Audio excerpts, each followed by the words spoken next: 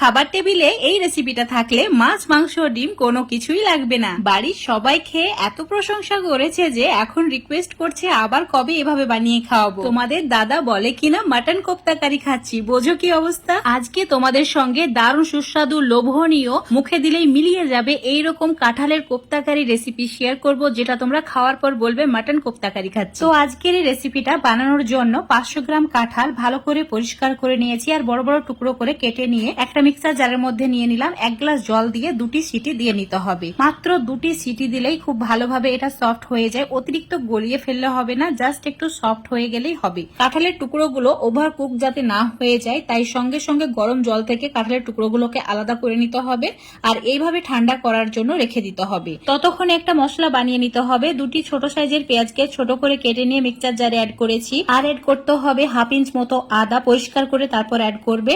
আর দিতে হবে রসুনের কোয়া, তার সঙ্গে কাঁচা লঙ্কা, 1টি তেজপাতার অর্ধেক, আর দিতে হবে গোটা গরম মশলা, তার সঙ্গে 8-10টি মতো গোলমরিচ, 1/2 চামচ গোটা জিরে, অল্প একটু জল দিয়ে একদম মিহি করে পেস্ট বানিয়ে নিতে হবে। এখানে মশলার পরিমাণটা বাড়িয়ে বা কমিয়ে নিতে পারো কাঁঠালের পরিমাণ হিসাবে। এবার ওই মিক্সার জারটাকে না ধুয়ে তার মধ্যে একটা বড় সাইজের টমেটো অ্যাড করতে হবে, টুকরো করে কেটে নিয়ে অল্প একটু জল দিয়ে মিহি করে পেস্ট করে রেখে দিতে হবে। এবার সেদ্ধ করে রাখা কাঁঠালের টুকরোগুলো একটা বড় সাইজের বাটির মধ্যে নিতে হবে, তার সঙ্গে অ্যাড করতে হবে সেদ্ধ করা আলু। এখানে অবশ্যই আলুটা অ্যাড করবে, তারপর হাত দিয়ে এইভাবে ম্যাশ করে নেবে। কোনো ম্যাশ হাত দিয়ে ম্যাশ করবে না, তাহলে এই যে কাঁঠালের সুতো অংশটা আছে সেটা নষ্ট হয়ে যাবে আর খেতে একদমই ভালো লাগবে না। এটা এইরকমই থাকলে একদম মাটনের মতো মনে হবে দেখে, আর আলু দেওয়ার কারণে খুবই সফট হবে। এবার এর মধ্যে মশলা অ্যাড করতে হবে 1 চামচ ধনে গুঁড়ো, 1/2 চামচ লঙ্কা গুঁড়ো, 1/2 চামচ মতো গরম মশলা, তার সঙ্গে অ্যাড করতে হবে সামান্য পরিমাণে হলুদ গুঁড়ো আর স্বাদ মতো নুন। এবার বাইন্ডিং এর জন্য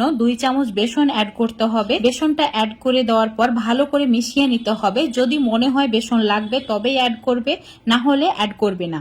বেসনের পরিমাণ বেশি হলে কোফতাগুলো শক্ত হয়ে যাবে আর খেতে একদমই ভালো লাগবে না। ঠিক এইভাবে চেক করে দেখে নেবে এটা গোটা বাঁধছে কিনা। তো হাতটা ধুয়ে অল্প একটু তেল লাগিয়ে নিতে হবে হাতের মধ্যে, তারপর ছোট ছোট কোফতার মতো করে বানিয়ে নিতে হবে। তো আমি মাঝারি সাইজের কোফতা বানিয়েছি, তোমরা চাইলে এর চেয়ে বড় বা ছোট করে বানিয়ে নিতে পারো। তো আমার সবগুলো বানানো হয়ে গেছে। এবার এগুলোকে গরম তেলের মধ্যে দিয়ে লাল করে ভেজে নিতে হবে। খুব বেশি পুড়িয়ে ফেলা যাবে না, তাই চুলোর ফ্লেমটা মিডিয়ামে রাখতে হবে। কোফতাগুলো দেওয়ার পর একটু ওয়েট করতে হবে, তারপর যখন একটু শক্ত হয়ে যাবে উল্টে পাল্টে অপর সাইডটাও ভেজে নিতে হবে। কাঁঠালের কোফতাগুলো এমন ভাবে ভাজতে হবে যাতে উপরের দিকটা হবে মুচমুচে আর ভেতরটা হবে নরম। তো ঠিক এইরকম কালার চলে আসবে গোল্ডেন ব্রাউন, তখন তেল ঝরিয়ে একটা প্লেটের মধ্যে তুলে নিতে হবে।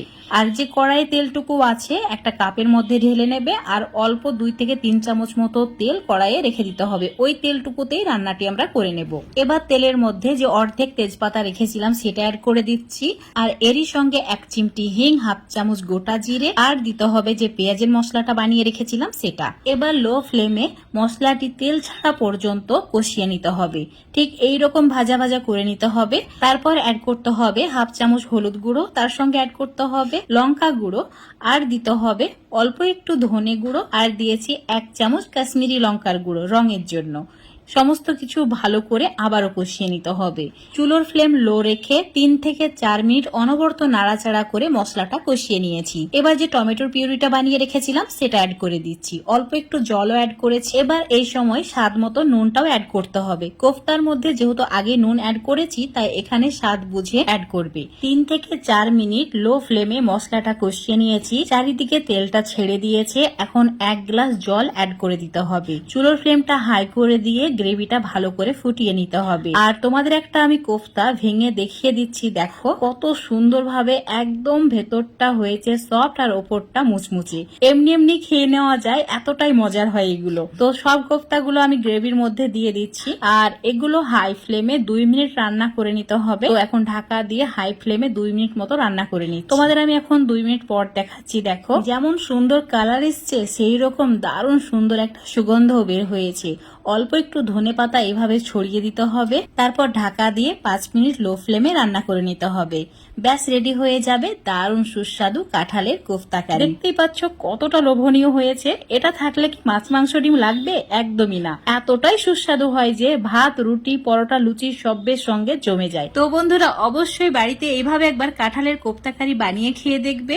এই কোফতা কারি এতটাই সফট হয় যে মুখে দিলেই গলে যায়, আর দেখে মনে হবে মাটনের কোফতা কারি খাচ্ছি। তো আশা করছি আজকের রেসিপিটা ভালো লেগেছে। ভালো লাগলে অবশ্যই লাইক, শেয়ার, কমেন্ট করে দেবে।